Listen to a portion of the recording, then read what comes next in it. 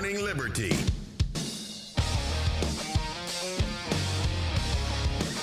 Well, what is up, all of our liberty-loving friends? This is another fantastic episode of Good Morning Liberty. My name is Nate Thurston. Across from me is Mr. Charles Merica Thompson, wearing that nice Merica cowboy hat on the week of the 4th of July, where we all pretend like we care about what the Founding Fathers did. I care. I certainly Most care. of us do. I'm probably going to have a rant or two about that later in the week, more than likely. I'm as originalist as it gets. Yeah, I know. I am too. I think what they did was great.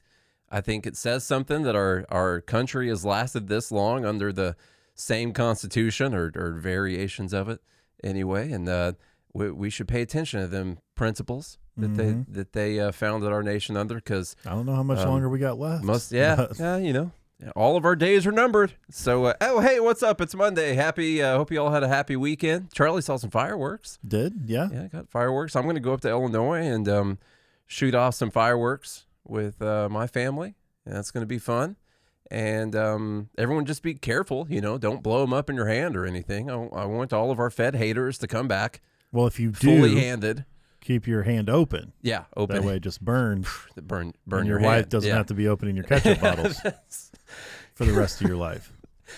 Okay, so now we're pulling out Armageddon references. You got to be real in tune with Charlie and I to get those, but we both knew exactly what we were talking about there. Thanks so much to everyone who's hanging out with us today. Tell a friend, a family member, that they need to listen to this show every single day of the week when we want to. This is episode 1581. Holy crap, that's a lot. That's a lot. Actually, it might be episode 1582. That's a lot of episodes either way. Doesn't matter if it's 81 or 82. That's still a lot of episodes. That's got to put us in like the top 0.1% of podcasts. Of like amount of episodes? Yes. For sure. Yeah, the fact that we've been able to keep going and going for this long and going for this long. I mean, it's a feat that most podcasts don't make it through episode 5 probably. No. So we're beating out the odds right now. Hey, the big beautiful bill made its way not all the way through the Senate. They voted to bring it up for debate. I think Democrats did something where they had to read the entire bill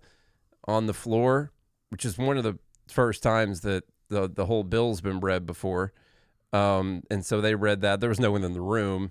Did they read the whole thing? I'm pretty sure they read the whole thing.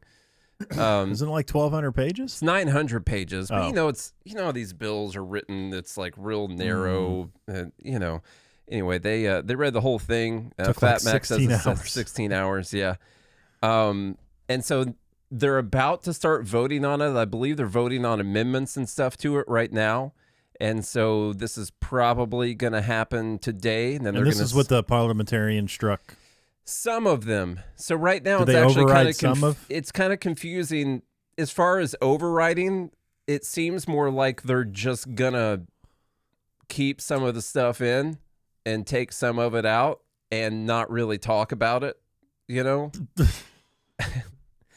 In a similar way that they're gonna, so like the House had passed this resolution, this framework for making the bill, where they said it has to be this much cuts, and if you can't find this many cuts, then you can't cut taxes as much because we can't add more than this amount to the deficit over these years. And so the House did that, and they sent it back to the Senate. A bunch of the cuts got taken out, and then they're going to send it back to the House, and then the House is just going to ignore the previous thing that they had passed, saying that it had to be that way, and they're just gonna pass it afterwards. So that's good too. Before we get in, almost sounds like a conversation that you have with your wife about shopping. Yeah, it's similar to that. And then you have these like certain rules, like, hey, we don't have very much money for shopping this month, and then you have that conversation, and she just leaves out. Yeah, she just leaves out the rules that she broke. Just does it anyway, and then you never bring it up again. After that, and that's it. That's how that conversation goes. Before we get to the bill, I promise this makes sense. Okay, but we're going to talk about a couple things before we get to the actual big beautiful bill. We've talked about the big beautiful bill plenty of times. You pretty much know where we stand on it. I wanted to cover something good first. Are you cool with covering a white pill? Something good? Yeah. Like, I think we should, and it could end up being related as we move along throughout these topics. Like, let's talk about Javier Milei in Argentina. You know, I predicted that this entire thing was not going to work and he was going to get assassinated or booted out of office immediately, and there were going to be mass riots in the streets and nothing good was going to come of it. So I wanted to point out that so far I was wrong about that, and he's actually been getting some good things done, and some good things have been happening, like with their inflation rate and with their poverty rate. So this is from the Financial Times. Argentina's poverty rate falls. Oh, this isn't headline news? This is, well, I've seen it. I've seen like 2 posts from the same person talking about this, and that's about all I've heard from it so far. I did see an article from AP about this, and they're like, yeah, Argentina's poverty rate falls, but life has gotten much harder for some people. And so the story has like a paragraph about how their poverty rate fell, and then about 15 paragraphs about how life has gotten harder for people who rely on public assistance. And that's what the article is about. Well, yeah, because the public assistance doesn't exist anymore. So Argentina's poverty rate falls as Javier Milei tames inflation. That's pretty cool. The share of Argentina's population living in poverty fell sharply in the second half of 2024. The country's National Statistics Agency announced on Monday, I believe this is last week, in a boost for Libertarian President Javier Milei in his battle against high inflation. The poverty rate fell to 38% in the second half of last year. That's still bad. Still a lot of people in poverty. Okay, let's be clear about that. The lowest since 2022. This is down from 53% in the first half of the year, when triple-digit annual inflation left a majority of people unable to afford a basket of basic goods. Let's see. Milei implemented a shock therapy package, including sharp devaluation of the peso, sweeping spending cuts, and the removal of price caps, unleashing price pressures that had been building after the previous left-leaning government printed billions of dollars to fund spending. They removed price caps, and poverty went down. Sounds like that's not what's supposed to happen. I thought that price caps were the only thing keeping people from being in poverty, but it turns out that they weren't allowing the market to operate. Yeah. And there were more and more people. According to Zelda Mohammed, who just, is probably going to win the mayor, apparently you need rent controls. I thought you were quoting someone in this article, and I was like, who the is Zelda Mohammed? What's his name? Zohan? Zoran Mamdani. Oh, yeah, see. Yeah, everybody knew what I was talking about. I like Zelda Mohammed, though. That's pretty good. I like that Mohammed, one. Yeah. Okay. You need rent control. Yeah. That's the only way to, actually make things work. But this is weird. This is working in Argentina. Yeah, it is. The president's office said Monday's poverty statistics reflect the failure of past policies which sunk millions of Argentines into poverty, even as they claimed that they were helping the poor. The current administration is demonstrating that the path of economic freedom and fiscal responsibility is the way to reduce poverty in the long term. It's so weird how these policies work. That is wild.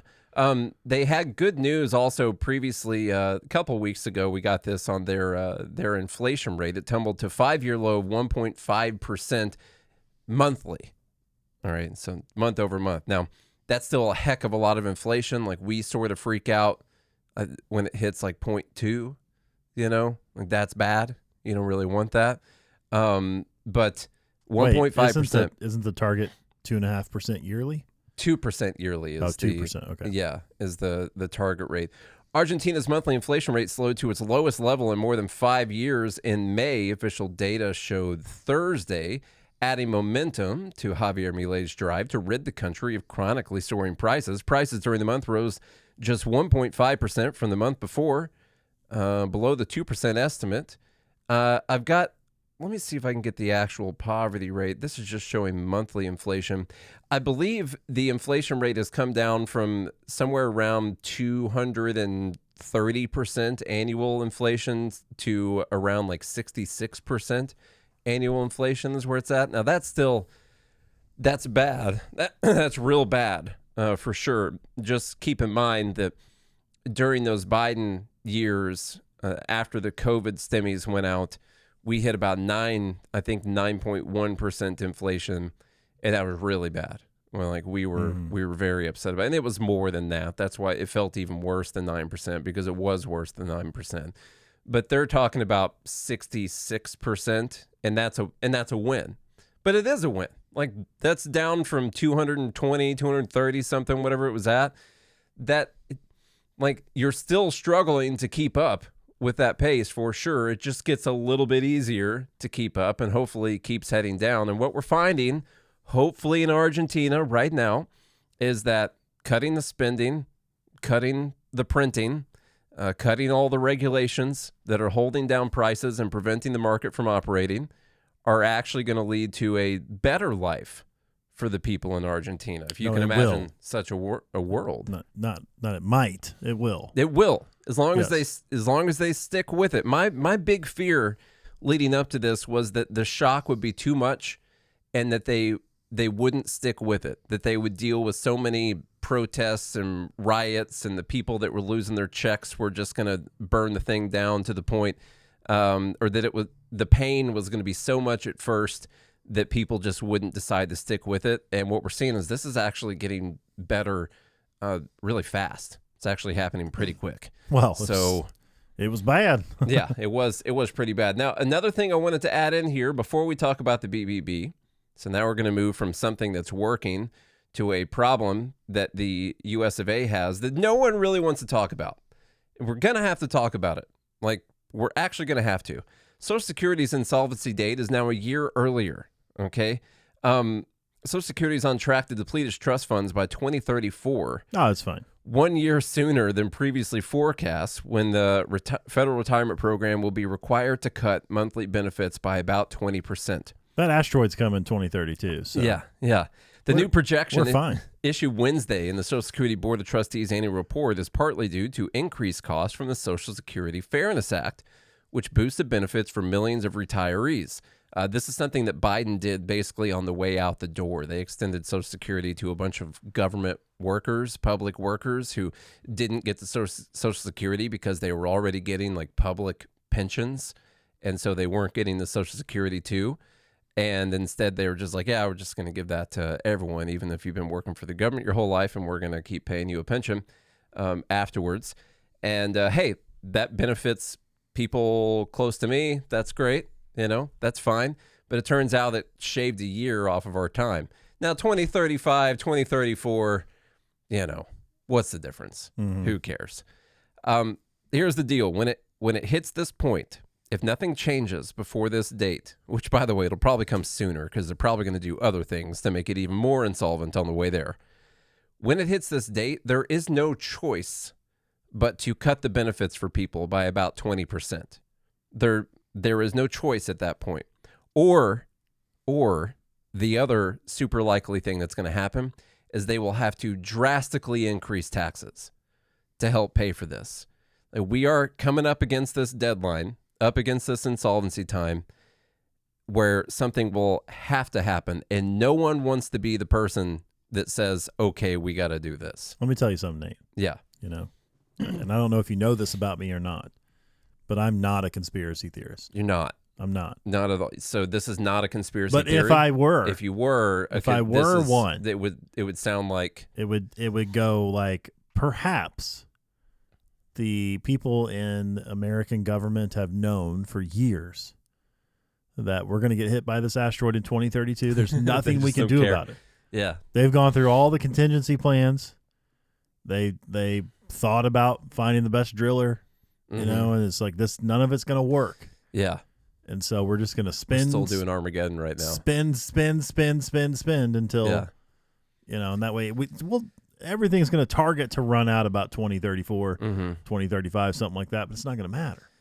Well, there's a different flip side of that conspiracy theory. I get the asteroid thing, okay? But then you leave yourself vulnerable to a guy. I'm not a conspiracy theorist. I know, but in that conspiracy theory, the problem with it is you leave yourself vulnerable to a guy who's running like a nice telescope out in the middle of nowhere. Just imagine it's like just him and his wife. She brings him food. He's not very kind to her really at all. Name her Dottie. That's fine. Okay. And he happens to be looking up in the sky, and it's a big ass sky. Like, it's tough to track all this stuff, but he sees it, and then he alerts the world. Okay. Because, I mean, listen, he's retired military, and he's got a code of honor here. But we already know about it. Okay. Now I'm telling the people are going to find out about it. All right. Okay, so that's one side of the conspiracy theory. The other side is that they thought we were going to get World War III by now. That's why they were trying to prevent Trump from getting in office, because they were like, okay, well, World War III, that's going to reset everything. World War II reset a whole bunch of stuff. So World War III is going to reset a bunch of stuff. And then they're like, damn hell, we can't get World War III for nothing right now because Trump comes in here and keeps dropping the right amount of bombs to prevent it. So we got to talk about Social Security. So Social Security we got to have this conversation now. They thought they were going to prevent us from having this conversation. Work. The fact of the matter is that, okay, back to a serious, God bless. This is so serious, folks, okay? That's what makes this podcast fun, all right, Nate? The conversation will have to happen. Like this, imagine, it's the year 2025 right now, but when we're still sitting here in this room, in this house, in 2034, okay, we haven't turned the cameras off since then. All right, everything's still the same. I got to pee really bad, all that kind of stuff. God, we're on episode like 4,000. Yeah, I don't know what episode we're on at that time. It's going to be a lot. And we're going to be saying, okay, well, like next week, this thing runs out and we're going to be doing 20% cuts. This day will happen. Everyone in Congress knows it. The president knows it. So you're saying mark this post. All the people, bookmark this post right now. They all know that this is coming. No one wants to do anything about it because for whatever reason, the people, and I'm blaming the people right now, the people just don't care that this is coming. They just want to keep getting their money while they can get their money as long as they can, all the way up until 0 date, 0 hour, and then we'll figure it out right then. And what they're probably going to decide to do is drastically increase payroll taxes or increase taxes on the rich. They could do a couple sensible things like not give Social Security to... They're going to end up admitting that it's a welfare program. What has prevented them from staving this off even further is that we still act like it's really a retirement program that we all pay into, and so we all get to take money back out. They're going to admit eventually that it's just a social welfare program. And it's only going to go to people who make under a certain amount of money. And then people who make over a certain amount of money, you're going to pay way more into it. And that's probably what they'll end up doing to fix it. And when we get to this date, a large percentage of Americans still favor taxing the rich more than everyone else. And they will decide to tax the rich more. Old people might be fine with increasing payroll taxes because they're not on payroll. So they might be fine with that too. And we'll end up doing that, or we're going to cut benefits to everyone. What about it's going to happen? What about the low birth rate? Yeah, that's like, how are we going to keep funding this thing? We're going to keep taxing and taxing and taxing until we just end up having to print and print and print. That brings us to why we talked about Javier Milei to start the show. Because that's actually the answer is what Milei's doing. We're going to do the opposite.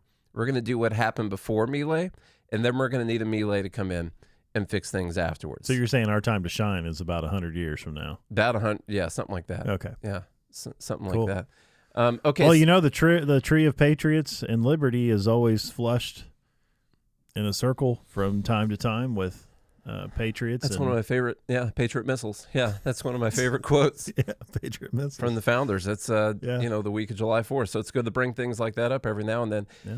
So this brings us back to the BBB because a lot of people have an issue with the big, beautiful bill. And a lot of Republicans are like, why you guys got a problem with this?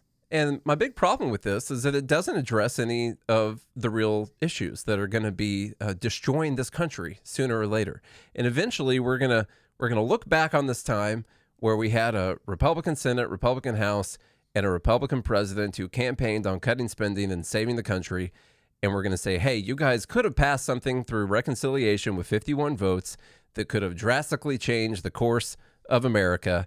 And instead, what you decided to do was keep tax rates the same where they are right now and then spend more money and then not make any guarantees that we are going to cut anything in the future because you don't start cutting for like 5 years from now. And that's probably not going to happen. And you didn't do anything with Social Security. You didn't do anything with Medicare. And you just left it for everyone else to figure it out later on down the road. And that's wrong. And it should be treated as such, even if Trump doesn't like it. That's what I have to say on the matter. Like Trump posted out this truth over the weekend For all cost-cutting Republicans, of which I am one, remember, you still have to get reelected, so don't go too crazy. We will make it all up times 10 with growth more than ever before. So it's not really so much about cutting costs. We're just going to outgrow the growth of the government. So we're going to keep government growing, but we're going to make sure the economy grows faster. And that's, if that works eventually way down the road, like 20, 30 years down the road, that could end up, if you keep with those same policies for that amount of time and the economy keeps outpacing the growth of the government, eventually that could work, in 20 or 30 years, as long as you keep the same policies, that could end up happening. But of course, he's out there threatening to primary even more people. And something really hit me this weekend where I got upset because when you bring up, they should have done the right thing with this. And then people on X will comment back, well, they've got to get enough votes out of Republicans. And this is in the conversation where you're like, well, Rand Paul's not voting for this because it sucks, or Thomas Massey's not voting for this because it sucks. And so you bring up, well, why didn't they do what they said they were going to do, like cutting way more expenses? And people will say, well, they had to get enough votes to pass it. And so what I realized is we're always compromising in the direction of not cutting things. Oh, of course. Why is it that Thomas Massey and Rand Paul have to compromise in the wrong direction, and not the people who don't want to cut government should be compromising in the right direction? So instead, we didn't cut too much and then we go after the Josh Hawleys of the Senate who don't want to touch Medicaid or anything like that. Instead, we decide to go ahead and do what Josh Hawley would like, and then try and get the people who want to do the right thing to compromise towards Josh Hawley. And if they don't, then go after them. And if they don't, then you go after them really hard. Full force. And that's frustrating. That's very frustrating. Let's see here. This is just Trump talking about the great victory in the Senate. This is just them bringing it onto the floor, basically. They haven't passed the thing yet. There's this interesting clip of Bernie going around. This will be the last. We don't have to trash Trump all day today unless you guys want to. But this is Bernie. He says something kind of funny, which is comparing the Republican Party to like a Stalinist party, basically, which is a super ironic thing for Bernie to say. Yeah. And that's why it's making the rounds, because it's crazy, ironic, and hypocritical thing for Bernie to say. Except for he's sort of right about a bunch of the stuff he says. So let's listen to it and see what he says. The Republican Party has not just become a right-wing extremist party. In many cases, it's become like a Stalinist party, a cult of the individual. And what the party is about now is that Trump says something, and if you have an independent thought, if you disagree with Mr. Trump, if you think maybe what he's proposing doesn't work for your constituents, you're out of here. You raise your voice, and in 5 minutes, they will be announcing a primary to your election. So what happened is Tillis thought that this was a bad piece of legislation for North Carolina. He's right. It was. And the result of that is Trump said, good, we're going to primary you. You have the same thing in the House, with the very few people who are prepared to disagree with Trump. So right now, the Republican Party people are just afraid to dissent. And all you have to do is say, I love President Trump. I will do anything and everything he says. Hey, that's what being a candidate in the Republican Party is today. Pretty pathetic. Sort of right, except for the Stalin reference. He could have just stuck with the Hitler reference. I don't think Hitler took kindly to people disagreeing with him either. I just wonder why he jumped from Hitler to Stalin in this conversation. Projection. That's super. Yeah, I guess it's the first. And also, I agree with Magoo here. Him speaking out against party loyalty is pretty hilarious, considering he should have been the one going against the grain. Bernie's history, yeah, like he should have been the one speaking out when they basically gave the nomination to Hillary Clinton in 2016. Yeah. Now, that's scary, considering that it's possible he could have won president, but they didn't play by fair rules. One other thing I wanted to bring up that maybe some people are going to disagree with.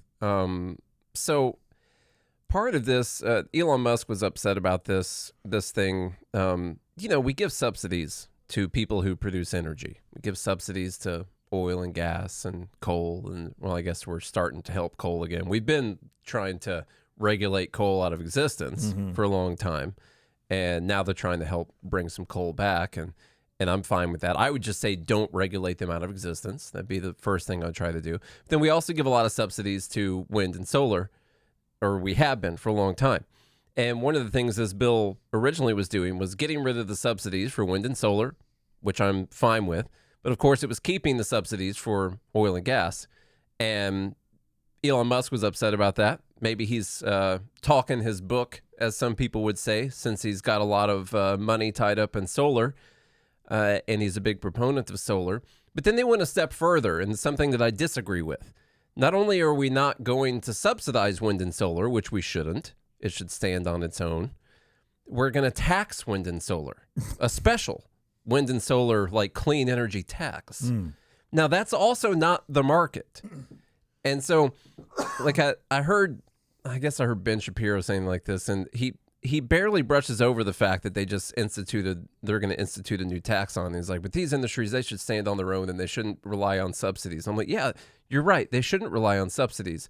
But when you turn around and you tax the industry, this special excise tax, because what they've decided is wind and solar, they get too many of their components from China. And so if their supply chain relies heavily on China, then they're going to get taxed, especially because of that. Then you're also not allowing the market to operate. I want to know what the cheapest energy is. Okay. If you allow the free market, wind would go away. It's completely. Solar would probably be decent. Probably have its own market. Yeah. Making its way. But wind seems to especially be terrible. Oh yeah. Like really, really terrible. Solar can be great in specific locations. And if we have better battery technology or more prolific battery, manufacturing and technology around the U.S., it could be fine. But I still, would just like to push us towards nuclear. That'd be fine. I'd like to do that. Or if oil and gas is cheaper, let's do that, but not because it's been subsidized. The problem, though, if we go nuclear, Iran might send their bunker busters over. We got to keep our enrichment down.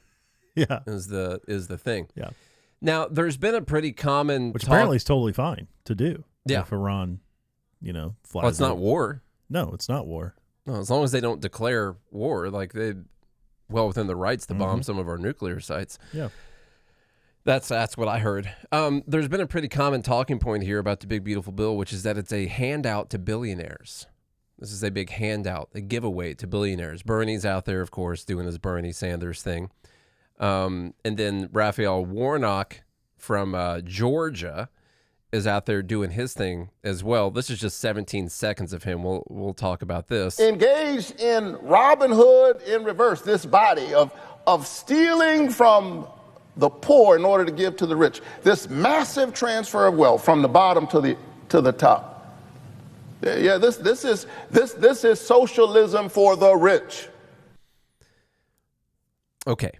Socialism for the rich. We're going to do this as if it's not just the same people who have been listening to us say this over and over again. Taking less money from some people is not giving them something. And he says you're stealing from the poor to give to the rich. But in his scenario, he wants to take money from the rich and give it to the poor. We're talking about a scenario where we're still going to do that, but maybe a little bit less of it. We're going to give a little bit less money to the poor, still a heck of a lot of money to the poor. It's going to be going down a lot of transfers still.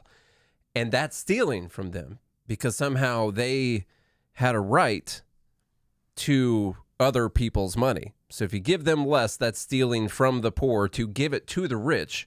And the only action you took was that you didn't take it from the rich to give to the poor. The problem is he promised his constituents that they were going to get these benefits. And so now that they're not going to get them, that's stealing. Yeah. He made a promise. He did. That he now can't keep because of these robber barons. Yeah. That's why. Look, there's plenty of terrible things the big, beautiful bill to go after. This is not the issue is this with the whole big beautiful bill. Marxism, socialism thing is getting revitalized because of what happened in New York City. And so there's a lot of that going around on X right now. This whole socialism for the rich, where you take, like, you don't take money from them. You still take a lot of money from them. You're going to take 37% out of that top bracket instead of what it would go up to, which is 39%. If you let it go back to 39, that's fine. But if you keep it at 37, that's socialism. And by the way, they're rich. not even. That's the thing. All they're doing is keeping the same tax rates that we currently have right now. What we have right now. That's what's happening. It's not changing. It's the current tax rates we currently have. And that's the wildest thing. Like, now we're giving it to people.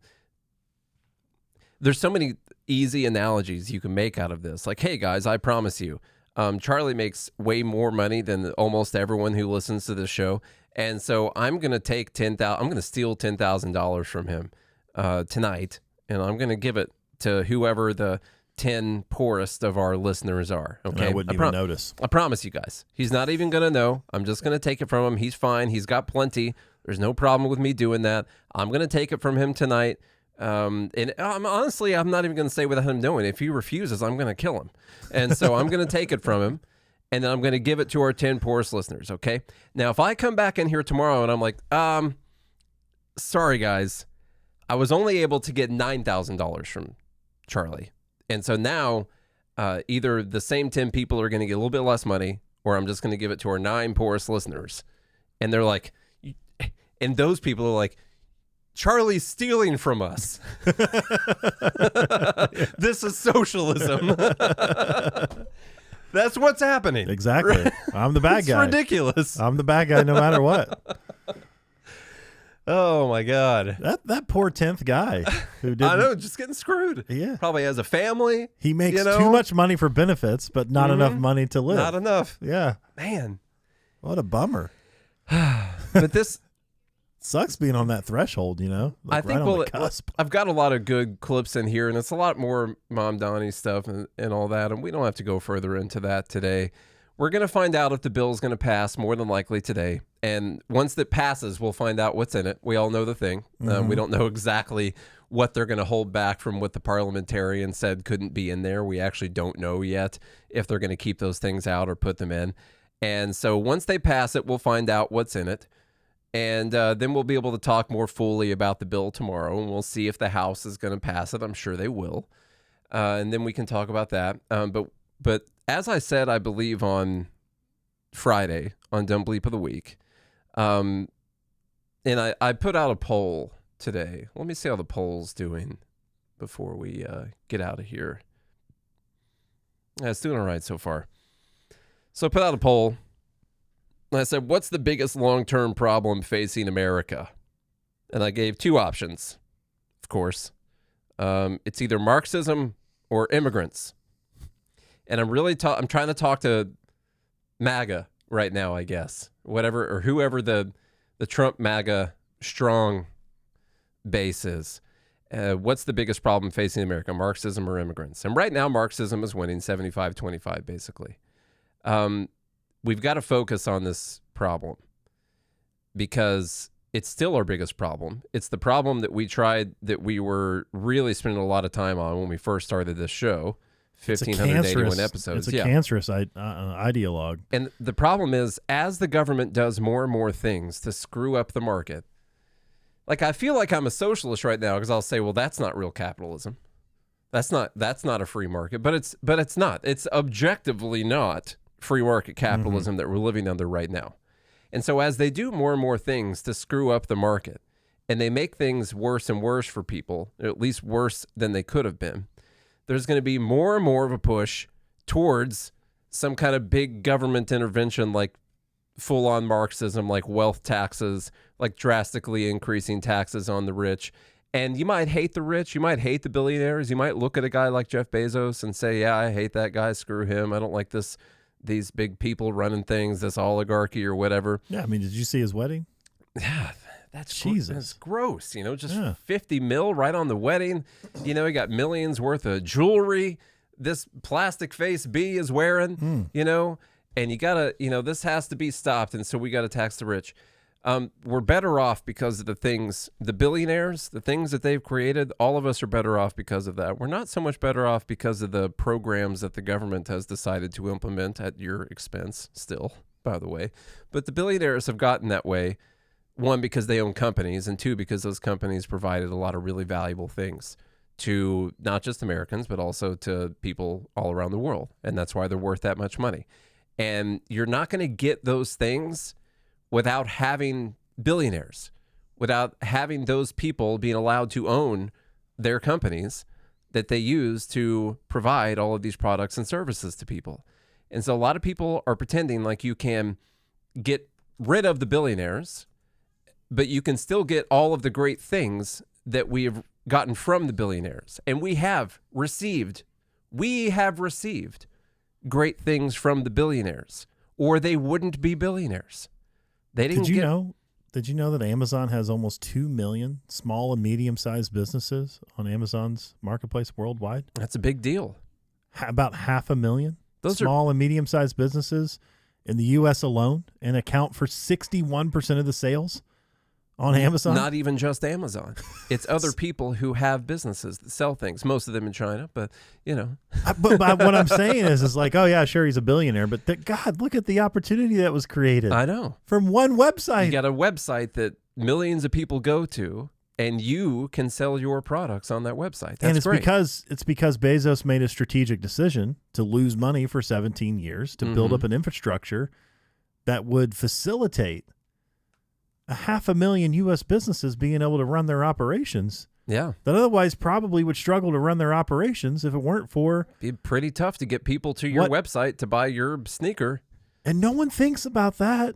No one thinks about that at all. They think we'd still have it. Right. They want all those things. They want to have the cheap goods from Amazon. They want to have things delivered to their doorstep today. Clearly, there's like tomorrow. 150 million Prime members. They want all of those things. But they don't want people to be rewarded for it. And, you know, it brings me back to this other thing, like the billionaires. It's not because they've made billions in profit and paid themselves billions of dollars. Like, it's pieces of paper or electronic ownership of their business and what the market has deemed their company to be worth. Like, it's Fugazi. All right. It can all disappear overnight. And we do see large chunks of it disappear overnight when bad things happen. So, like, it's a big fake number in the first place. But you're not going to get rid of billionaires without getting rid of all the things that they've given us, that they provided to us. From the Fed Haters Club, do you think there is a wealth gap? Well, there is. Well, there is a wealth gap. There's definitely a wealth gap. I don't care about it. There's always been a wealth gap. Yeah, I don't care about a wealth gap at all, because we've all gotten better off because those people got wealthy. It's not a fixed pie. You know, there's a thing called the fixed pie fallacy, where you think if this guy has all those billions, that's billions less for all the other people at the bottom.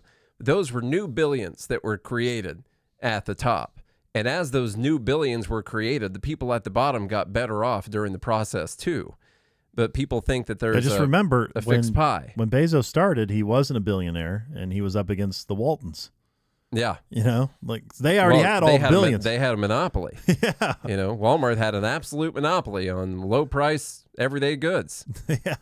And then here's Amazon. He's actually made Walmart compete. You know, now they allow third-party sellers on their website. Yeah. And they do same-day or two-day delivery and all of that. I'm also a Walmart Plus member. Yeah. I get it for free. And that's Amazon making that better. Man, imagine how the freaking pandemic would have gone if we wouldn't have had things like that during that time. Mm-hmm. There's always a wealth gap. The problem is government makes it worse. Okay, if you had a truly free market economy, you would have a lot stronger middle class. Okay, and then you would see the wealth disparity wouldn't be as large as it is because people would have to compete. And the problem is with the government is we take away a lot of the competition through regulations, through lawsuits and all kinds of reasons. Taxes that keep people out of the marketplace. And so these giant corporations don't have to compete as hard as they would have. And what you end up seeing is a conglomerate start to take over, right? You have, look at the car industry. It's a perfect example of all the regulations that happen in the car industry. You used to have a lot of different car makers. You've probably never heard of them ever in your entire life. Now we have 4 or 5. 4? Is there 4 American companies now? Is that it? Ford, Dodge Chrysler, GMC, GM. Tesla. Is Yeah. that it? I don't know. Is that the American car makers? I'm not sure. Honda? Honda? No, that's Japanese. Hyundai? Hyundai, that's Korean. Toyota, Japanese. Yeah. I mean, so you like, and then everyone's like, oh my God, $100,000 for a truck. Well, yeah. Yeah, they don't have to compete with anybody. Well, and we don't have time to get into this. They put so many regulations. Listen, our vehicles are way better than they used to be. Yes, but imagine, way better. What if you could just buy a new old beater truck? Yeah. You know? That'd be awesome. And the new awesome trucks with backup cameras and stuff had to compete with people who just wanted to buy the base model. Imagine if someone was making the equivalent of a car that we had like in the 70s or the 80s. It'd be pretty cheap. It would. It's not legal. No, it's not. It'd be pretty cheap, though. That's the problem. No, it's billionaires. Yeah. Billionaires are the problem. We're going to keep having little conversations like this because this is still a festering wound in America that just keeps getting worse and worse over time. Let me tell you that when you're having conversations with people and they want to tell you that all you care about is being right. Yeah. Let me tell you something. You are. You're right. Your ideas are better. They're way better. Milei has proven it in Argentina. One of the funny things I hear and not now only is that, not only that, hang on, not only that, not only are they better, it's the only moral way. Yeah. Like, I'm so tired of people like just being like, oh, well, you don't care about poor people or all you care about is being right and blah, blah, blah. You know what? It's the only moral way. You know, like the truth matters. Morality matters. Leaving people to be free and voluntary matters. Like those things matter. Milei took away price caps and poverty went down. You know? Who would have thought? Printed Except us. Less money. Except us. And people Poverty went down. Yeah, exactly. Right. It's pretty good. Yes. All right. That brings us back full circle. All right. If you enjoyed today's episode, share the show with a friend, a family member, or a foe. Leave us a rating and review on Apple Podcasts and Spotify. We do check them every now and then and enjoy reading the reviews that you all leave. So appreciate when you do that. It also helps those pesky algorithms, you know. That's a free way to support us. If you want to spend some money, some of your inflated fiat currency, go to godhatesfeds.com or join gmail.com, be part of the Fed Haters Club, or you can visit the links in the show notes to support the sponsors that support this show. That's a great way of doing it. You get something in return. It's a win-win-win-win-win-win, win all the way around. Everyone wins. Know? It's like Caitlin Clark shooting from half court. Okay? Yep. It's going to go in. Wait. Is that true? Yeah. On a full size goal? Regular goal, smaller ball. Okay. Yeah. All right. Thank you. Yeah. Anyway, and no real defenders. But yeah. Anyway, do all those things you don't. I don't really care, but Nate does. And if you do, we'll be back again tomorrow. Hope you have a good day and a good morning, Liberty.